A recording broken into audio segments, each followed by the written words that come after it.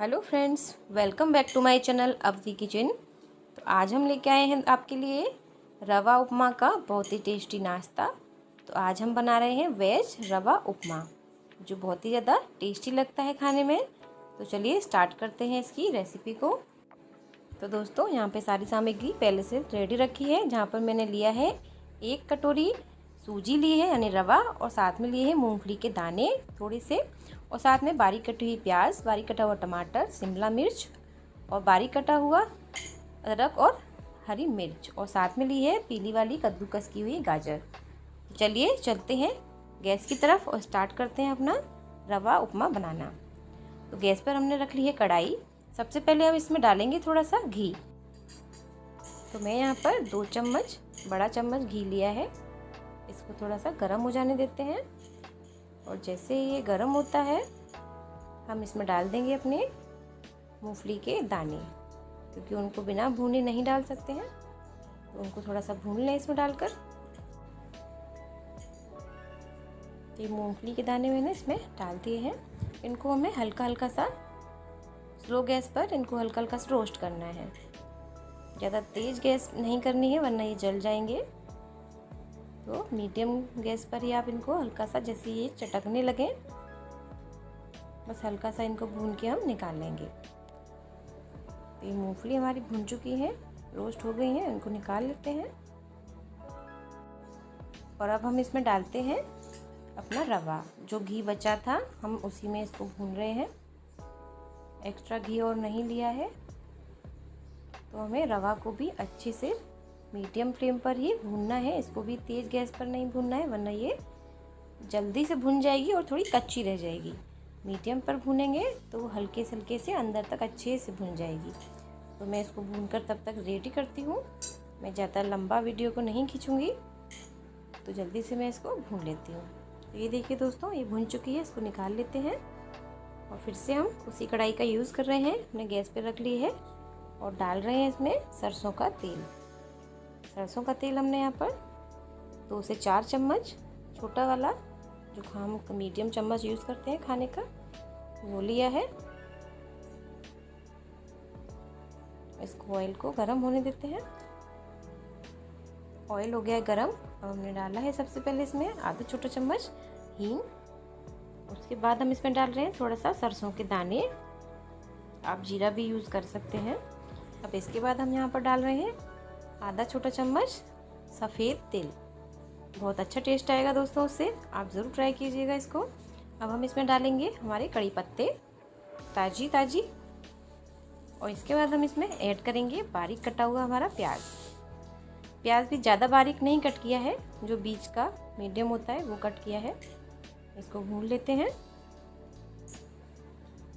2 minute इसको भूनने के बाद हम इसमें ऐड कर देंगे हमारी शिमला मिर्च, और शिमला मिर्च को भी 2 से 3 मिनट तक इसमें भून लेंगे। और फिर इसके बाद हम इसमें ऐड करेंगे अदरक और हमारा बारीक कटा हुआ हरी मिर्च।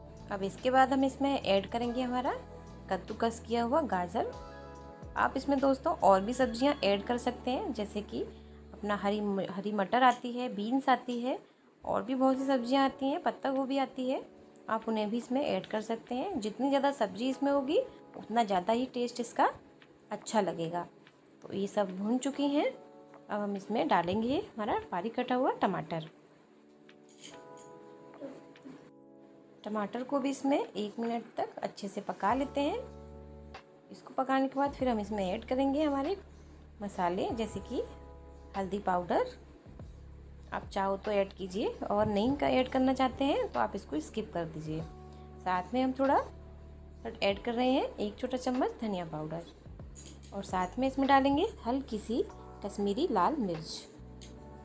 अब इनको पका लेते हैं अच्छे से, पहले मिला लेते हैं सारे मसालों को। ज़्यादा देर तक हमें इन्हें नहीं पकाना है। तो दोस्तों, आप इसमें लाल मिर्च है जो मैंने कश्मीरी वाली डाली है उसे भी स्किप कर सकते हैं, क्योंकि बहुत से लोगों को ये वाइट उपमा पसंद होता है और इससे कलर आ जाता है हल्दी से और मिर्च से, तो आप इनको स्किप कर सकते हैं। तो ये भुन चुका है हमारा मसाला। अब हम इसमें ऐड कर देंगे हमारा रवा। इसे भी इसमें अच्छे से मिक्स कर लेते हैं। अब हम इसमें ऐड करेंगे नमक। नमक अपने टेस्ट के अनुसार रखना है। आप चाहो तो हल्का सा इसमें चीनी भी ऐड कर सकते हो। बहुत से लोगों को थोड़ा सा मीठा भी पसंद होता है। तो अब हम इसमें ऐड करेंगे पानी। आप चाहो तो पानी गरम करके इसमें ऐड कर सकते हो। मैं अभी ठंडा पानी इसमें ऐड कर रही हूँ। और ये मैंने 1 कटोरी ली है, तो मैं यहाँ पर 4 कटोरी पानी ऐड करने वाली हूँ। और आपको कम लगे तो आप बाद में और ऐड कर सकते हैं। मैं यहाँ 4 कटोरी ऐड कर रही हूँ। बस दोस्तों, इसको अच्छे से मिक्स करना है और इसको ढक के पका लेना है। ज़्यादा देर नहीं ढकना है, 2 से 3 मिनट में अच्छे से ये हमारा उपमा बन के रेडी हो जाएगा। पानी की कंसिस्टेंसी भी बिल्कुल परफेक्ट है। तो चलिए इसको पकने देते हैं मीडियम फ्लेम पर। तो ये देखिए दोस्तों, हमारा उपमा बिल्कुल रेडी है। बस मैं यहाँ पर इसको 2 मिनट और थोड़ा सा भूनूंगी। वैसे आप उपमा लिक्विड में खाना चाहते हो तो लिक्विड भी बना सकते हो, थोड़ा सा और पानी ऐड करके इसे। और मैं थोड़ा सा और भून लेती हूँ जिससे ये और थोड़ा सा कड़ा हो जाए।